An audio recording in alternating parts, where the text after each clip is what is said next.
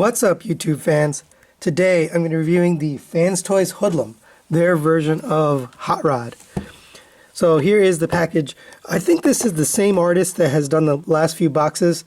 You'll have to excuse my voice today. I'm a little bit under the weather, but I wanted to get this out. I've spent a lot of time studying this figure, figuring out kind of, what are some of the problems with it, and some ways to fix some of the things, but we'll talk about that soon enough. But I like the artwork. I don't know, some people were saying they don't really like the artwork. I think it's pretty cool. I've liked all the artwork on these boxes, and Iohannes, I forgot his name, he actually posted a comment. I think he does the artwork for these. He's on DeviantArt if you ever want to see his art. But here's the back. You got some product shots here, and it's pretty cool. And that's really it for the box. It comes just like every other FansToys in the styrofoam, and here we have the figure. Now I'm starting off in vehicle mode because I think most of the reviews out there are going to start in robot mode, so I figured it'd be useful to have a vehicle mode transformation.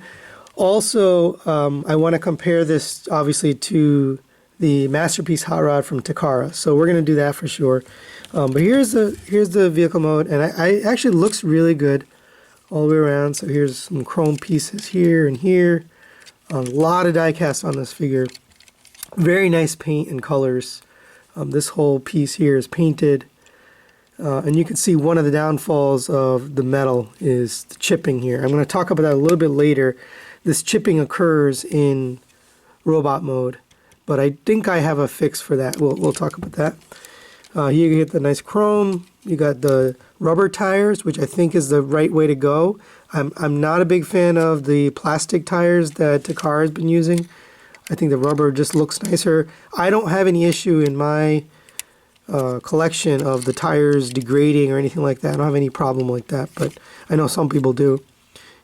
And it's overall a very nice looking vehicle. Let's bring in the G1 or the Takara version here, so we can do a side-by-side comparison. And right away you can see that the FansToys version is much bigger. So here it is from the front. Here it is from the side. Here you got it from the back. The Takara version has these boosters here that kind of pop up when you push the legs in. Maybe I don't have it pushed in all the way, but that was a nice little gimmick they had there. But one of the differences is the clearance. This one had a way more clearance on the bottom. This one is like a millimeter off the ground, and most of the time it's rubbing. You can never get it quite right. It's always just not exactly flush, and so that makes it hard to get it transformed up. But there they are. Now this one is definitely a different color. It's like a more reddish maroon, and this one's a more like purplish maroon, so it's a little bit darker. And that sort of throws things off too, is the color scheme. What did Hot Rod really look like? So we'll put an image of the G1 cartoon up in the corner there. And in my opinion, I think the FansToys one looks okay. I don't think it's way off or anything. I think a lot of people have been saying they think the Takara version is closer. It's good enough for me, honestly. I think this is good enough. Now, obviously, the Takara one is much sleeker. It's got that really flat profile, but that also causes this problem on the bottom where it hits. So this one, the FansToys rolls very smoothly, and there's plenty of clearance. It's got the rubber tires. It's nice and heavy. It's got the die cast in it. And just for comparison, I normally do the weights at the beginning, but because this is we want to know the difference here. So the FansToys version is about 10 ounces, just under 10 ounces. And the Takara version is 4.5 ounces. Yeah, 4.5 ounces. So quite a bit different, almost double the weight. Actually double the weight in the FansToys version. That's a huge difference in weight. A lot more die cast. Now, there's a little bit of downfall in having the die cast, and I'll show that a little bit later. But to me, a masterpiece needs to feel like a masterpiece when you touch it. When we go to final thoughts, I'll kind of go over a little bit more of my thoughts on which one is better. But just a kind of forewarning, it's close. They both have advantages, they both have disadvantages. It really depends what you like, what your sensibilities are, and I have my own preferences, so that's going to factor in here. Here's the guns for him. You can't really mount the guns, or at least I haven't found a way to mount the guns here. Let's see. I think you can put one gun in there, but I don't know if you can mount both. So he is with his Target Master, and you don't really need to show. I didn't show the transformation, but it's the same as the quietest figure. And there you go, plugs in. Looks kind of ridiculous. There's not really a good reason to put it in there anyway, because you've got these two guns and nowhere to store those. Plus you've got this and nowhere to store this either. So this will come into play in robot mode. So for now we're going to leave it off to the side. And then one last feature here in vehicle mode is the cockpit opens up here. And I wanted to see if Daniel could fit inside, or Daniel? Spike? Whatever his name is. Oh, Daniel. His legs were always a problem. This, just by the way, this cockpit never opened up. It was always sealed shut. So let's see. Whatever it is, it's going to be tight. Now, it is nice. They've got some nice plastic seats in there that look very much like the G1 cartoon. So that's kind of cool. Yeah, so I don't know. You can sort of get Daniel in there, not really. I'm sure if I played with it a little bit longer, I could probably get this in there, but he doesn't really fit. But in terms of scale, that's probably a better question. I do feel like this looks like a car that he could fit in, right? This looks a little small. I don't know, they're both okay. But I like the fact they have the cockpit. It'd be nice if they had a figure that could actually go in there, but this one doesn't fit. Maybe one of those pilot figures from the Seekers could fit in there, but these guys don't fit. Alright, so that's really it for vehicle mode. My impression, my feeling on this is it's a pretty good looking vehicle mode. I love this opening piece, and even the actual plastic they use, the translucent plastic, looks really nice. It's a good looking plastic. And then if you look inside the vehicle, you've got some detail on this die-cast piece. Well, actually there's a little bit of a dashboard, but not much in there. Other details, actually some of the things I want to talk about. So these wheels, the way they peg in, there's this little pin, and you have to sort of push that into the side of the leg, and then you got to push the pin outwards so that this sits as far out as possible. Otherwise you get kind of uneven, but if you do it right, you get a nice flat even surface. It all pegs together, it all goes together well, transforms no problem. So you really have to get everything all situated. One of the things that people are having trouble with is if you don't push these legs collapse, and we're going to show this during transformation. If you don't collapse these all the way down, you'll have a really hard time pegging in these arms into the sides of the vehicle. So you really have to get everything right to transform it. And this has been a kind of an issue that's plagued FansToys figures recently, is being able to transform it in a fluid manner. It's not a fluid transformation, but looks wise, I love it. This definitely needs an Autobot logo. I'm going to put one on after this review. So let's get this guy transformed into robot mode. We're going to move this guy off out of the way here, and we will do a comparison between Hot Rod and Hoodlum. Alright, so first thing you want to do is unpeg these arms from the sides. And it's pegged in two spots, one here and one here. So you want to pull those out and just kind of fold that out of the way for now. See, on the other side, pull this out. And it is tight in there, so you just be careful, just wiggle it out. And then fold that up. Okay? Now you can work on the bottom here. You can just lift up this entire cockpit. And I like to get the legs transformed first, so just leave all this up here for a minute. Close the seats. That's just a nice, easy move. And here's where I was talking about where you want to collapse these all the way. So when you push that back in, when you're going into vehicle mode, you want to really make sure that's all the way in. And make sure the foot made its way into the cavity. Okay, so open this up. You can open up this panel here. Push this peg back in, right there. And then fold the foot out. Rotate it all the way down, and then rotate it around. And then you can push the wheel in. No, I'm sorry. Push the foot down. Push this panel down. Now you can push this back on. And this pegs right into here. Okay. And fold out the foot. You don't really need a tool for this one. If you have one handy, it probably would help, but you don't have to have one to do this. And you can see I'm struggling with this. I'm just going to fold that away for now, just out of my way. Okay, so same on this side. Not going to explain it again.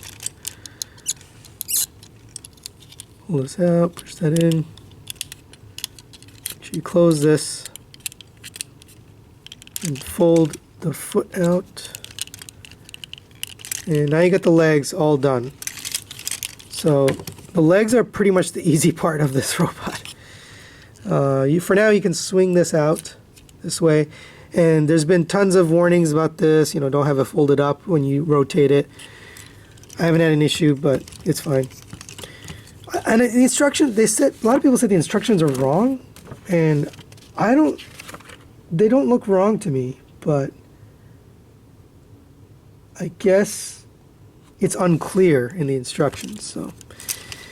So anyway, fold this up, and actually you want to fold these orange pieces out first.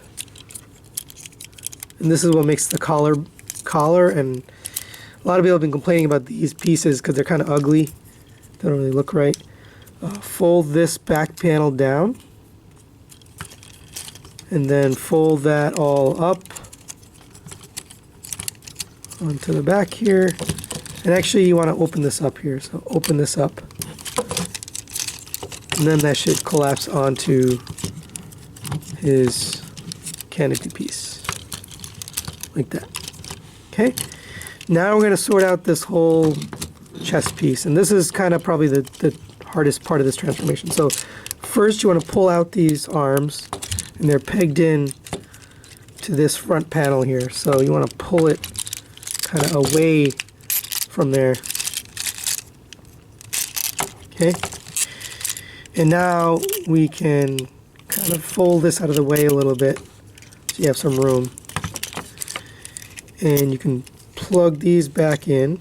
Those slide right underneath into the chest. This one I'll try to show a little bit better. See, it slides right in there. Fold these arms with the wheels up, and that's going to give you some room to rotate this entire piece. That. And now this is going to collapse back down. Before we do that, you want to bring these side pieces out, and they sit in this little groove in there. Now, one of the problems is the bottom of the chest, which is the front of the car, rubs other metal, and so I've got a chip there. So what I did, and this is not part of the vehicle, I put this little rubber piece here, just a little black rubber piece. That actually does two different things. So one, it prevents this from rubbing any further and destroying it any further. Two, it holds the entire chest in place. And that's one of the problems with this figure, is the entire chest is kind of loose. It sort of comes apart as you're manipulating the arms. So I'm going to show that in a minute here. So I recommend doing that if you are mechanically inclined and you want to modify the figure. That's a good change to make. All right, so you're going to push. You want to have these extended.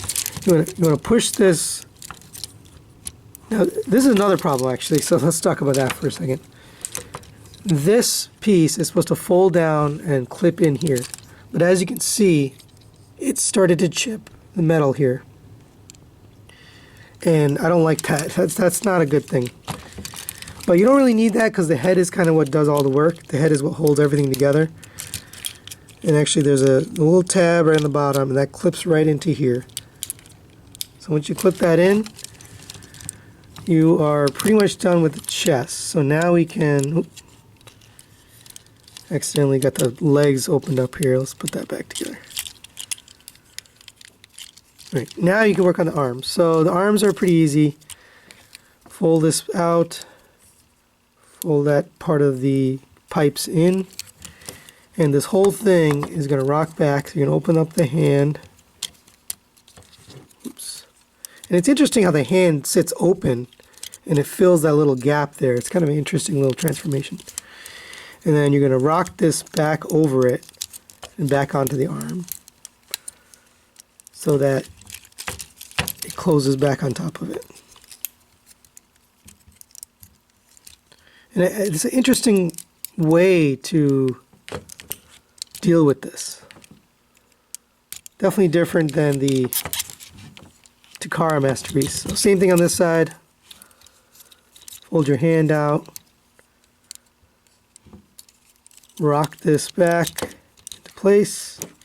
That'll sit right there. Fold in this piece, and that tabs right into the side of his arm. Tab this into the side of his arm. And there you have Hoodlum, FansToys version of Hot Rod. Now, he is a very beautiful figure. It's a very, oh, I forgot one piece here. You got to fold this up. Tab that in there. It is really a good looking figure. You know, it's got such a good sculpt, a good presence, good color, good paint.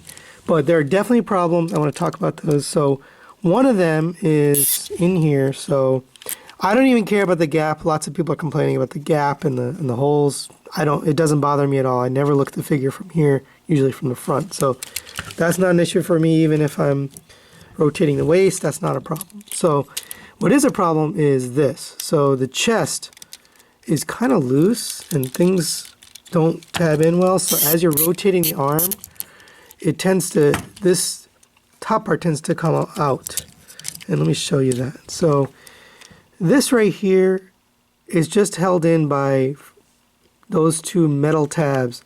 And when the chest is loose and you rotate like this or you rotate like this, it comes out and then the arm gets unhinged. But with this rubber piece I've put in here, which doesn't affect transformation, it's allowed this chest piece to stay a little bit snugger. You know, it's still a little loose, but it's more snug than it was before. So that's a pretty easy fix to get some more solidity in his body. Now I can move the arms, there's no problems. The other piece that's loose is this. So I found a sort of fix for that too, is this panel has kind of two hinges. So you fold the first hinge so that it's horizontal, and then fold the second hinge down flat so that it's sticking out a little bit. And then when you peg it in, and you push that down, it kind of holds it in place, right? Otherwise that whole backpack is shaking. And now it's solid. It's not moving around. It's definitely better. I mean, it's not foolproof, but it's definitely better than it was without that. So that kind of resolved the issues I had. And those are the two biggest issues I had. And that was preventing me from really enjoying this figure. One other thing that people haven't liked is the head. So the head doesn't have a rotation. Or sorry, it has a rotation. It doesn't have a swivel up and down. So you're basically stuck at this height. I mean, mine really has almost nothing. So, but if you look at that head sculpt, it is just beautiful. It's such a beautiful head sculpt. I love the way they've designed this. I love the colors. I love the sculpt, the paint scheme. It really looks good. Now let's bring in Takara here for comparison. So here's where you can see it's just too small. The Takara one is not the right size. I also have this problem, is he's kind of loose. I don't know, maybe that's the screws or something, but I find it to be, it doesn't feel premium. It doesn't feel solid. I'm just going to tighten these as we're talking. Hopefully that makes these knees tight again. But I find that he just doesn't feel premium. One of the things that always bothered me, it does have a nice ab crunch, which this guy does not have. But it's very plasticky. Even in vehicle mode and in robot mode, it's a very plasticky figure, and it doesn't have that premium masterpiece feel. It looks okay, but I think in robot mode, the FansToys one just definitely beats it. Here are the face sculpts.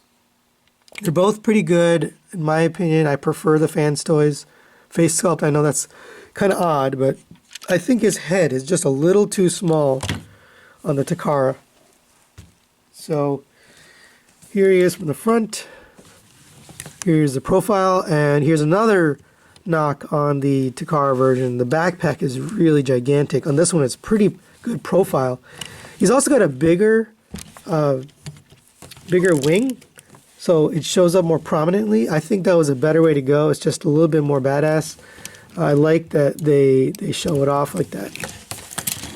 Oops. And yeah, this Takara one is just doesn't want to stand up. I don't know. Maybe I have him mistransformed a little bit, but he's a little bit loose. Here he is from the back, and from the back you can kind of see the Takara one has some advantages. So one of them being the legs, or the calves. The FansToys version's got the tires sticking out. This one was able to hide them away into the legs, which is a very, ingenious way to do it. Now the Takara one doesn't have the seats, so you don't have this little stuff on the back of the legs. But who's looking at the back of the legs? It doesn't really matter. No one's going to look at the back of this way. In certain poses, you might see these wheels, so that's why I give the wheels, I think, looks better for Takara. Some people also complain about the gap here. That doesn't bother me at all, seeing it in hand. And looking from the back, I don't see any holes or any gaps in the figure. It's really just from the side when you're looking through here. But I don't know. It's not a problem for me. In hand, that is definitely not an issue. In videos, it looked like it was a problem, but in hand, it's not bothering me at all. I also like the deeper yellow and the deeper orange of the paint on the FansToys version. I think it was a better choice for paint. It just feels a little bit more premium, honestly. So that's really all the way around. In terms of sculpt, I definitely think FansToys has got it here, but let's take a look at weapons, because we haven't done that yet. So here are the two weapons you get with the FansToys. We'll put those in. Now, instead of being blue, they're silver, but they're very similar in sculpt, like incredibly similar. Different enough, but very similar. So here you go.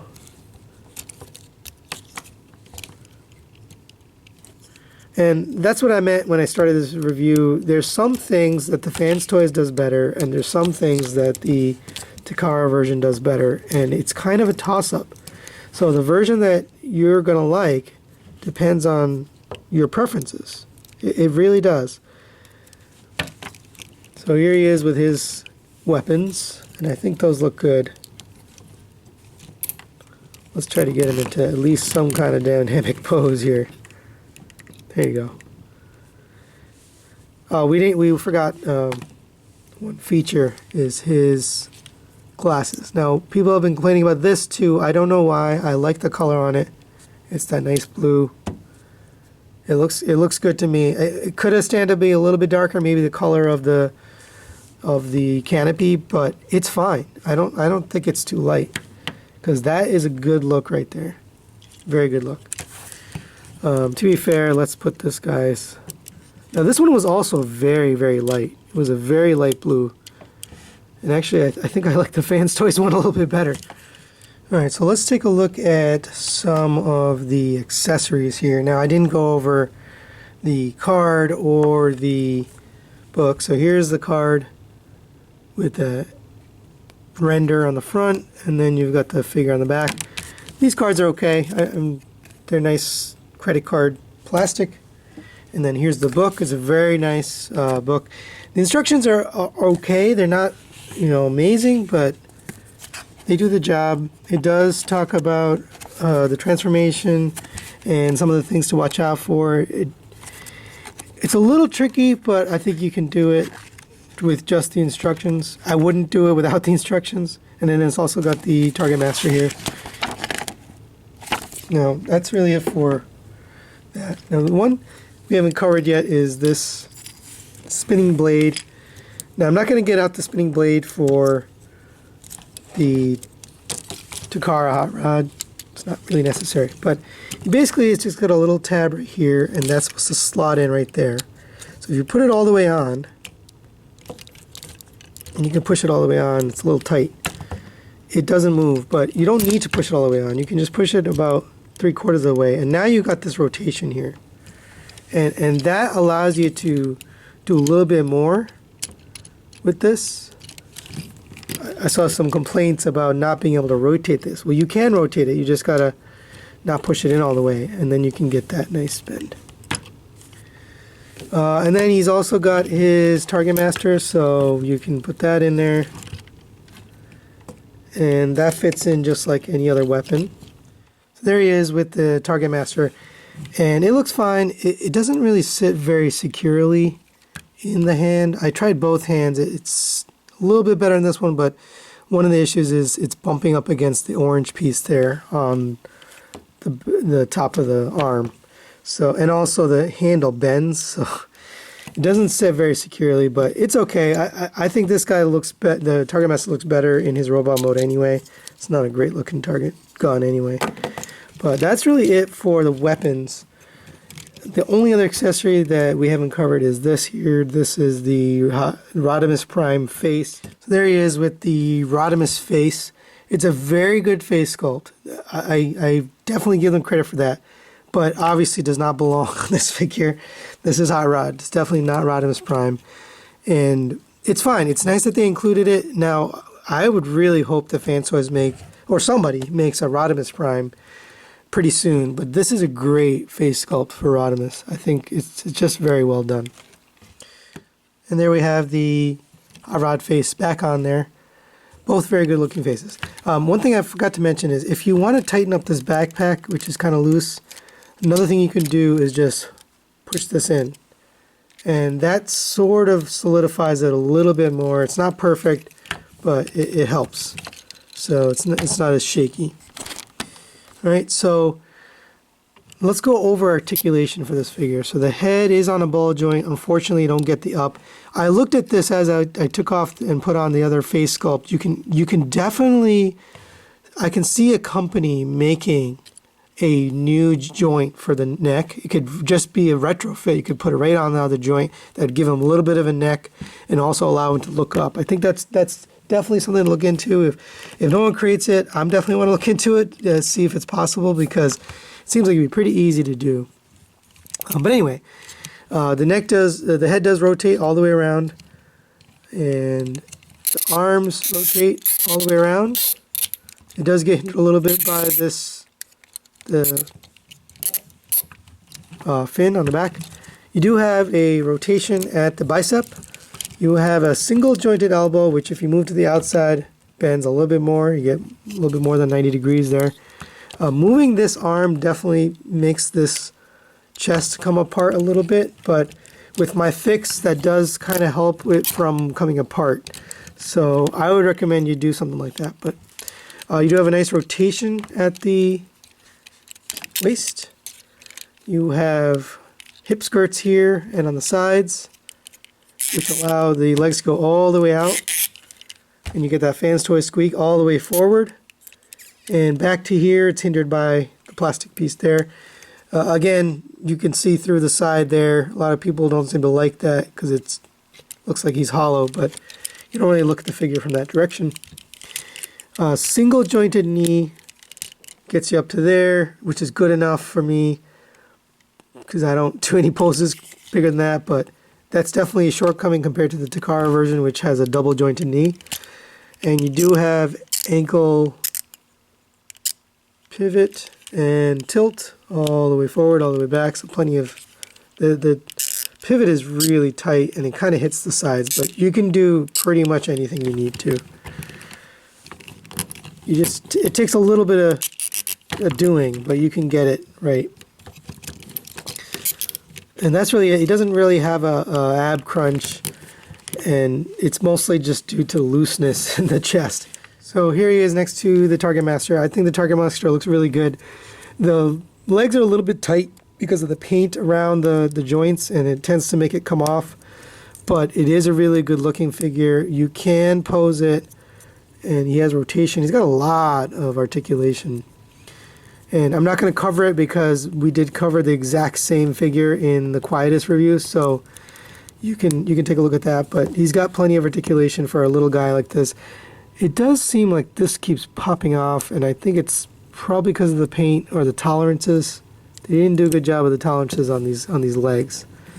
But overall, I think it's a good looking figure. I mean, you tell me what you think in the comments below.